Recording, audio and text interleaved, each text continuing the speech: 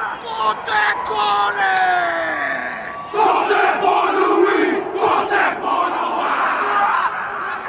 Guy Code with Rena Osware.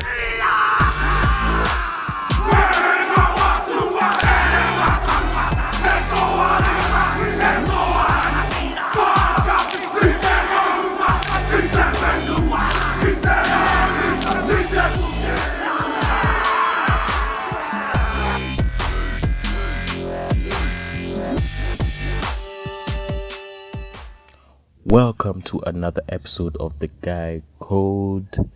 We have a good one today. We're going to be talking about defining husband material. Now, for all you guys who are purple pill, now purple pill means that you are a high value man and you want to spend your life with that special someone and have a family and leave a legacy for your children. That's what it means when you're purple pill. And on this episode, we're going to be talking about what defines a good husband. Okay? For a lot of societies, patriarchal societies, including the ones in Africa and Kenya, a lot of emphasis is on what defines wife material, what defines a good wife. But someone asked me, what defines a good husband? Okay? Rene, I'm on my purpose, I'm self-developing, I'm becoming the best version of myself. And what will make me a good husband for my future wife and to be a great example for my kids in the future? What will make me a great man to my family, a great man to my kids when I'm becoming a good husband? Okay? And on this episode, I just want to discuss with you and give you a few points, 5 points on what I think define a good husband. Okay? Because marriage is not a small thing, guys. Marriage means you're going to commit your life to this person as your life partner, the person that you have chose to spend the rest of your life with, to have your kids and to build a legacy with in the future that you will be remembered for. Okay? So you need to be prepared for this stage in your life. You need to be prepared because you have to know, just because you're successful in other places of your life, maybe in business, maybe in your career, maybe in your hobbies or anything else, doesn't mean you're going to be a good husband. What it takes to be a great husband might be a little bit different than what it takes to be a good maybe businessman and a good professional in your field. Now, guys, let me just run through a couple of points by you. And I'll just start off with number one is that a good husband, you need to have a strong foundation. Okay, you need to have a strong foundation, which means you need to be principled and have substance. You have to have substance. You cannot be superficial and petty when you're a husband, because this is something that you have committed your life to. You have committed your whole life to this person. You've committed this is a life journey. This is not like a contract. This is not a job, okay, that you can just say, oh, I quit tomorrow and hand in your resignation and you leave. No, you have to have some depth within you, because you're giving your all, your whole life to this person in this union. You need to have a strong foundation. You have to have principles that guide you, because especially since you are a man, you are expected to be the head of the family. You have to have some principles and substance. You have to be rooted in substance. And I believe, according to me, that it will really help if you have a spiritual foundation. Why do I think that? I think I covered it in a previous episode about masculinity and spirituality. If you have not heard it, I really encourage you to listen to that episode. Spirituality and masculinity. Is it relevant in masculinity? We discussed that. I really encourage, if you have not listened to that episode, you can listen to it. But generally, a spiritual foundation will help you in that you will accept that there's some things that are just out of your control. Life happens, guys. Life just happens sometimes, and you have to accept that things are just out of your control like that. it is what it is, you know. And if you don't accept that some things can be out of your control, you will end up blaming everyone else. Okay, that's when the victim mentality comes in, and you just want to point fingers at everyone. Oh, if so and so did this, this would not happen. If so and so did this, if my mom did this, if my wife did this, if my father, or if my uncle, whatever. Okay, there's some things that just happen. That life happens, and it happens to everyone. So if you go around pointing fingers saying, oh, you're the reason why I'm in this position in my life, you guys, things happen to everyone. There's some people who have gone through situations that you are going through right now and come out on top. Some have gone through worse than what you're going through right now and have come out on top. So do not have a victim mindset when you're going to be a married man, you're going to be a husband to someone and a father in the future, which I hope you intend to be, if it is your choice. So generally, number one is that you need to have a strong foundation. You have to have depth, you have to have principle and substance, because these are the principles that will guide how your family will be and how your children will see the kind of example that you put out, and how they will see how family should be run. And because you remember, what your children see, they will actually emulate. Okay, they won't emulate what you say, they'll emulate what you do. Remember that. Especially remember that these young kids, they will listen to what you say. Don't do this, don't do this because I said so. But what will have a major impact on them is what they see. Always remember that. So number one, I have said, is that you need to have a strong foundation. You have to have principled. You have to be principled and have substance. Number two, you have to have respect for what you're heading towards. Okay? You have to have some goals in life. Okay? You have to have some goals in life that drive you. You have to have some goals in life that push you to elevate, to become better. Because if the goals just can be achieved when you're still in your comfort zone, you will never grow. You'll never grow up. You can still have that childish mindset and still achieve your goals. Then you need bigger goals, guys. You need goals that are going to challenge you. I'm not a motivational speaker, but it's just a point I just want to bring across. You need to have some respect for what you're heading towards. So if you want to get married and become a good husband, okay, you have to understand that you will need some preparation to get there. Okay, the same way, if most guys, if you want to get a car, you won't wait to buy it first, then get a driving license. It doesn't make sense. Okay, it doesn't make sense that you get the car, then like, oh, whether you need a driving license, you haven't even factored in how much it will be to maintain it, fuel and all that. You haven't put that in your budget. It won't make sense. So the same way you prepare for having something like a car, you prepare how much will it cost to maintain it, have a driving license. Okay, how much are the spares, are they available, how much is in the insurance, will I afford it for a certain amount of time, what do I really need to use it for, will it be able to function in the terrain that I want to use it for. The same way you do that for a car is the same way you're supposed to do that for marriage. Okay, you want to be a good husband, what you need preparation.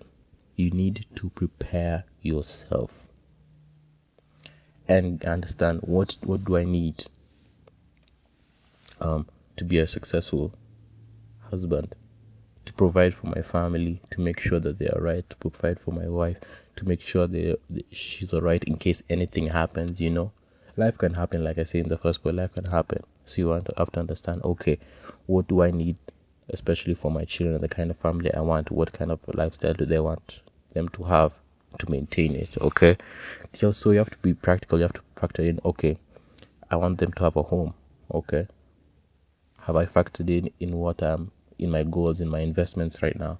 Will I be able to provide for them permanent shelter, reliable shelter, get them a home within this amount of time, a home in a good place where they feel safe, where they are safe. Okay, where there are amenities, will I be able to take them to good schools?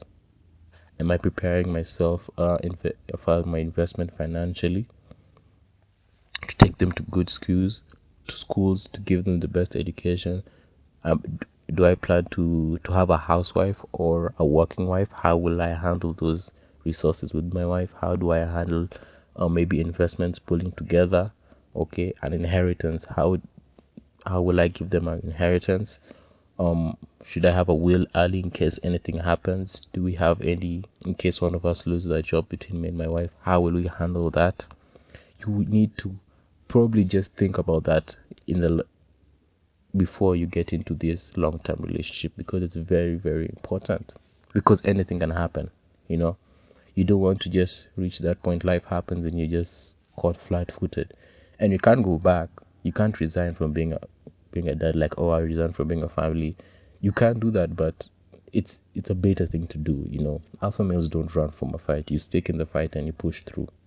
You don't do that. So before you get into this marriage institution, you need to have thought about.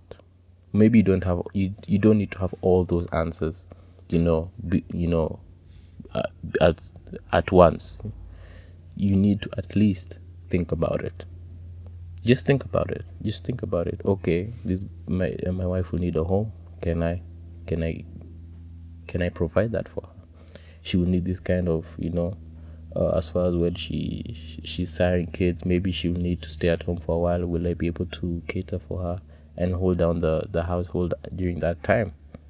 Just a couple of things you just need to think about, factor in, and just before you get into it. So you have to have respect. Number 2, you have to have respect of what you're heading towards. Marriage is not just a simple union. You need to prepare for it the same way you prepare for getting a car, and prepare for how you're going to maintain it, and exactly how you're going to get your license right, get the spare parts right, get it ready for the kind of function you want it to do. Is the same way you're going to prepare to become a good husband. And the fact that you're listening to this episode, it means you've already got this point on check and you're headed in the right direction, guys. Number 3 is that being a good husband means that you will allow your wife to be herself. Okay? There's some people who just have a personality, have their own unique personality, have a personality that not everyone has or everyone can handle. There are some people who are just like that. There are some people who can be told, they're too assertive by one person. There's some who can say, you're just too quiet for one person.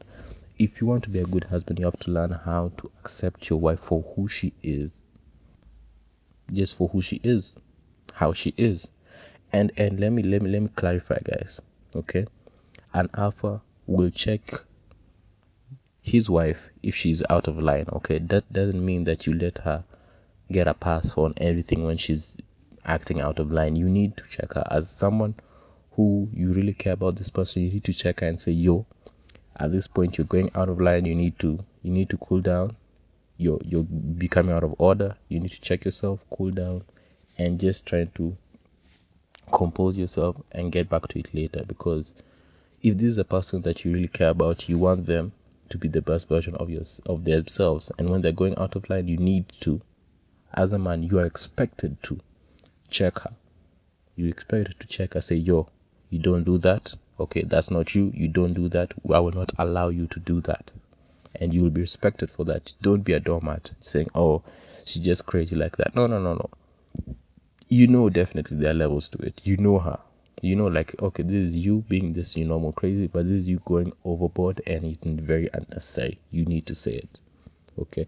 So learn how to accept her for who she is, but of course you need to know how to check her and tell her, yo, this point you're going a little bit too far. Pull back a little bit, take a break, whatever, but how you're going is not okay. So, but generally allow her to be yourself. If you met her as being a little bit extra, you accepted her for who she is, learn to accept her for how she is.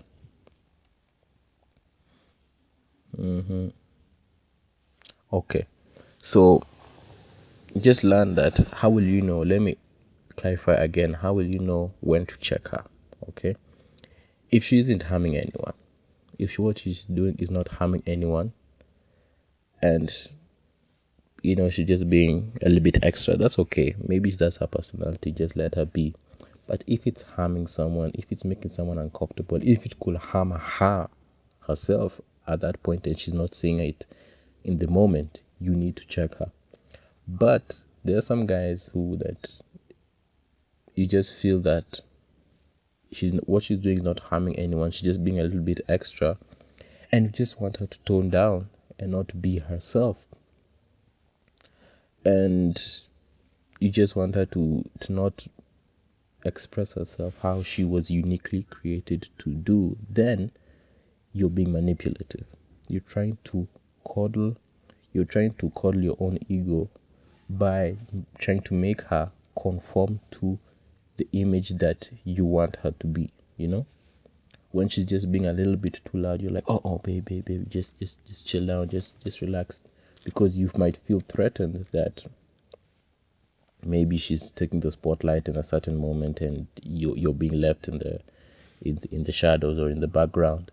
That one just means that you're needy and just some self-esteem issues. But a real alpha would be proud to accept maybe an assertive lady, a lady who's just a little bit more outspoken than other people might want, might feel comfortable with. Everyone is imperfect. There are also some things about you that she might not really enjoy all that much, but since she really likes you, she won't tell you. So just put that in mind when you want to check her and say, oh, you're doing too much on this. Remember also, there's some things that she will say that you're kind of not okay, in certain aspect, because we're all imperfect. Okay, and I'm just saying a real alpha will accept his imperfect, perfect partner. That's number 3, is learn to accept her as she is. Number 4.